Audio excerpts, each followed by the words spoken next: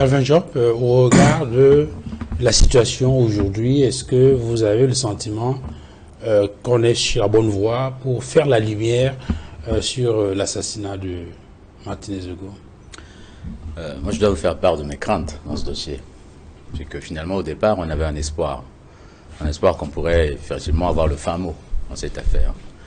Mais les récents événements, notamment ce que j'ai appelé moi une tentative d'évasion du 1er décembre dernier, nous ont laissé comprendre que finalement, il y a des implications assez fortes dans ce dossier. Parce le point d'abord qu'il faut savoir, c'est que Martinez-Zogo, c'est quoi? C'est un journaliste et lanceur d'alerte qui a été tué parce qu'il dénonçait les malversations politiques, des actes des politiciens. Donc, en quelque sorte, c'est un assassinat politique. Et il y a une implication du politique dans cette affaire. Aujourd'hui, on parle de procès. On va faire un procès sur quoi? Sur les sévices de Martinez-Zogo ou sur son assassinat? Parce qu'aujourd'hui, comme vous l'avez si bien soulevé, aujourd'hui, la qualification qui est retenue, c'est celle de torture, qui ne correspond en rien en ce que, à la logique du dossier. On ne va pas rentrer dans le détail, on ne va pas dire ce qui se passe, ce qui est, s'il y a le secret d'instruction, mais toujours est-il que c'est difficile aujourd'hui de dire dans quel sens on va aller, au regard des implications, au regard des ramifications qu'il y a dans ce dossier, au regard aussi des véritables commanditaires, comme vous l'avez dit, qu'on ne nous a pas encore servi. On nous a servi des seconds couteaux, si je peux me permettre. Donc, est-ce qu'on va arriver à identifier ceux qui ont vraiment commandité? On nous a sorti avec le nouveau juge d'instruction, juste avant qu'il vienne, le précédent d'ailleurs, une fameuse piste qui mènerait à la présidence de la République. Moi, je suis avocat dans ce dossier, hein. Je peux vous dire que ça, c'est juste une tentative de diversion. Clairement, dans ce dossier, on essaie d'allumer des contre-feux pour amuser la galerie. Ce dossier, depuis le début, il est clair. Depuis la sortie de la commission mixte, il est clair. On dirait l'affaire Rimbaud en France. Exactement. On est exactement dans les mêmes proportions. Donc du coup, pour moi, avec une sorte de création. L'affaire dans l'affaire. Voilà. C'est exactement ça qu'on essaie de faire. Pourtant, le dossier, il est vraiment clair. Aujourd'hui, nous en sommes, un an plus tard, on n'a pas de requalification. Nous en sommes au 3e juge d'instruction. Nous avions sollicité qu'il y ait une collégialité de juge d'instruction. On a nommé un seul juge d'instruction. Est-ce que ça nous préserve des travers, des manquements qu'on a eu à vivre au préalable? Est-ce que ça nous permettrait d'accélérer la procédure et de respecter le délai légal? Parce qu'effectivement, c'est... Bon, on dit 12 mois, mais en effet, il est décédé il y a 1 an, mais l'information judiciaire a été ouverte il y a 10 mois, exactement. Donc nous avons encore 8 mois devant nous.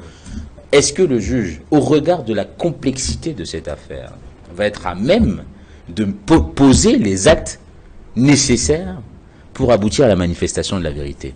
Je dois vous dire qu'aujourd'hui, nous sommes dans l'inquiétude.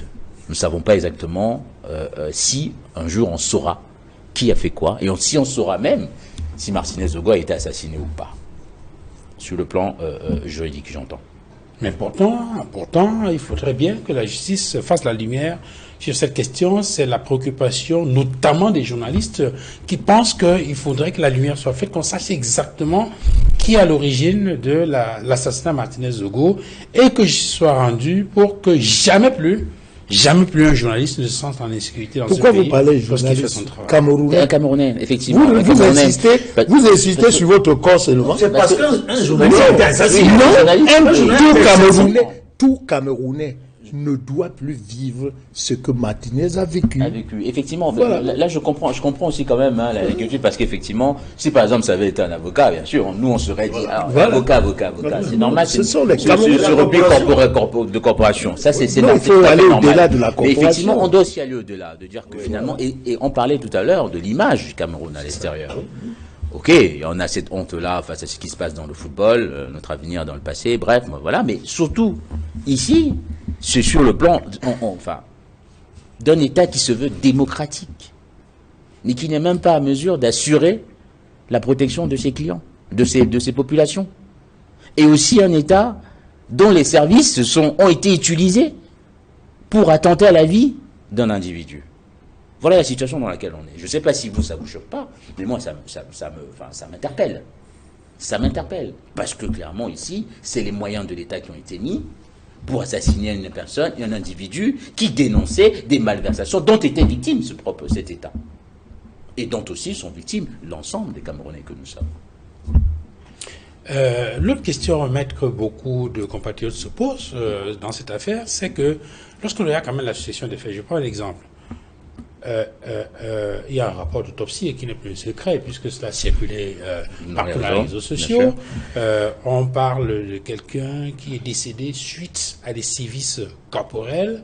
Lorsqu'on parle des objets qu'on lui a introduits dans la nuit, c'était pas c'était pas un après-midi au cirque. Bien sûr. Alors, et quelques temps après, il y a dans ce document médical-là qui circule sur les circonstances dans lesquelles il a effectivement été assassiné.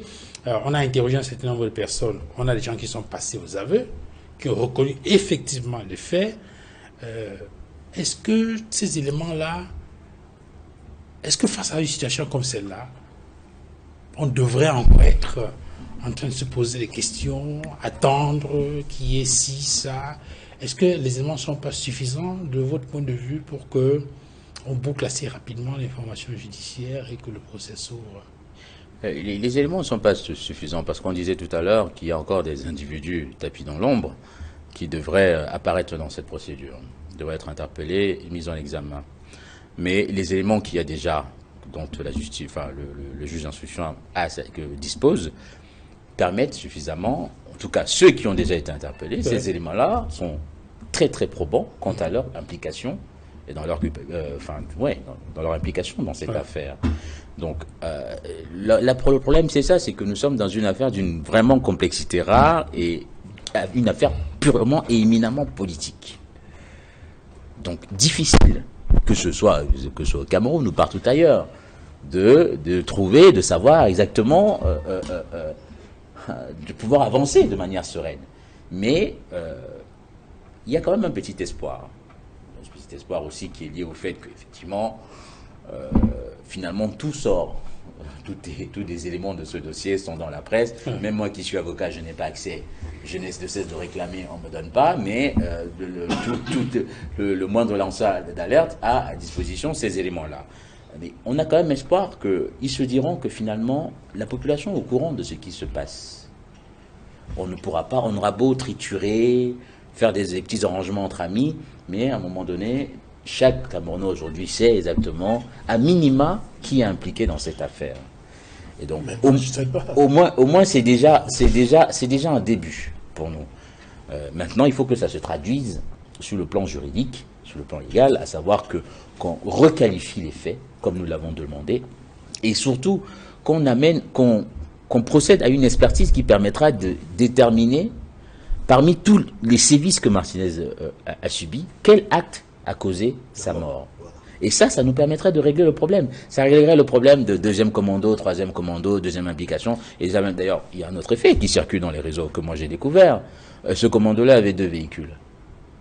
Alors, deuxième commando, c'était pas le même commando, le deuxième véhicule du même commando qui intervenait. Donc vous comprenez que, enfin, on est vraiment dans une situation, dans une sorte d'imbroglio, une sorte d'enfumage qui a pour but de nous orienter, de nous écarter de la véritable voie, de la véracité, de la vérité qu'il y a dans ce dossier. Mais en tout cas, nous, en tant qu'avocats, on essaye d'être vigilants, on essaye de poser des actes, de demander, même si on ne nous répond pas, même si on ne veut pas donner, du moins, un accord positif aux actes qu'on demande, on a de cesse de le faire. On le fait en espérant quand même qu'ils se diront qu'ils ne sont pas dans une balade, qu'il y a quand même des avocats qui essayent de bousculer pour que la vérité soit faite dans cette affaire, parce qu'il ne pourra pas y avoir de procès, il ne pourra pas y avoir de procès dans cette affaire sans que on ne mette la lumière sur les ramifications politiques qu'il y a dans cet assassinat de Martinez Zogo.